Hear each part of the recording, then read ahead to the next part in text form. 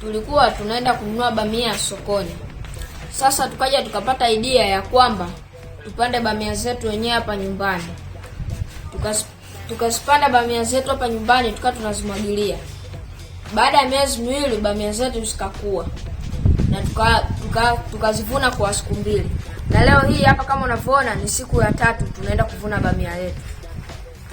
Sasa tumejifunza nini katika kilimo hiki cha bamia? Kitu cha kwanza tumejifunza katika hizi bamia zinai kuota kwa ndani ya siku 3. Haya majani ya bamia yanaweza kaliwa na wadudu. Sisi kama familia tulitumia dawa ya mwarobaini na mchanganyiko wa aloe vera. Nyingine ni kwamba bamia zinai kuwa haraka. Kama sisi hapa nyumbani, bamia zinai kuwa ndani ya wiki 6.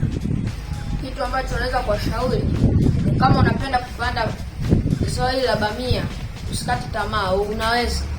Ile haijatusumbua. Kwa hiyo unachomaanisha ni kwamba mnaweza mkapenda kuendelea kupanda bamia zaidi na zaidi. Ndio. Okay, sasa basi vuneni, naomba mvune. Make leo ni zamu yenu, kazi yenu ya kuvuna leo. Leo ni siku ya mavuno leo.